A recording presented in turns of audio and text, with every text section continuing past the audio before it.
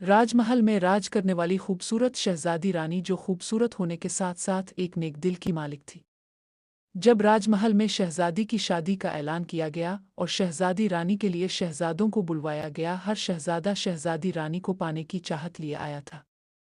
उन्हीं में एक शहजादा सुल्तान भी था जो एक आम लिबास में सादा कपड़े पहनकर अपना हुलिया बदल कर आया था। अब उनमें से एक शहजादी को चुनना शहजादी और उसके वालिद के लिए मुश्किल हो गया था। तभी शहजादी ने ऐलान की कि वो अपनी अंगूठी फेंकेगी, जिसको मिली शहजादी इसे से शादी करेगी। अब शहजादी ने अंगूठी फेंके और वो सुल्तान को मिल गई। महल में शोर सा मच गया क्योंकि सब इसके होलिये को देखकर हैरान हो गए। वो देखने में गरीब सा आम आदमी दिखाई दे रहा था, लेकिन असल में और एक बहुत अमीर शहजादा था। सभी ने इस बात पे एतराज़ किया कि शहजादी इससे नहीं कर सकती, इससे दोबारा अंगूठी फेंकनी होगी। हता कि शहजादी के वालिद भी इस बात के खिलाफ थे, लेकिन शहजादी ने कहा कि वो उसी से शादी करना चाहेगी। महल में खामोशी छा गई, सभी एक दूसरे को देखने लगे।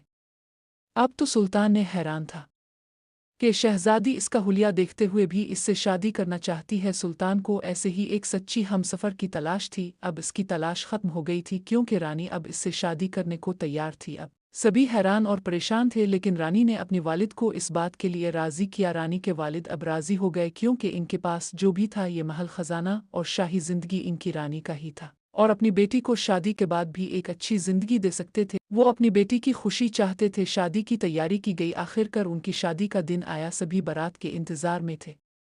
शहजादी के वालिद खुश तो थे, लेकिन वो ये भी चाहते थे कि उनकी रानी की बारात एक शाही खानदान से आए, रानी के लिए एक शहजादा आए। क्योंकि सुल्तान उनकी नज़र में एक आम आदमी था, वह बिल्कुल बेखबर थे कि सुल्तान शहजादा है। तभी महल में खबर आई कि एक शहजादा अपने घोड़े पे सवार अपने शाही खानदान वालों के साथ शाही बारात लाया है। सभी हैरान थे। घोड़े पे बैठा दूल्हा बना सुल्तान जब महल में दाखिल हुआ और अपने शहजादे होने की खबर सबको दी, शहजादी रानी का हाथ थामा। रानी के वालिद भी खुश हुए। रानी और सुल्तान की शादी हो गई।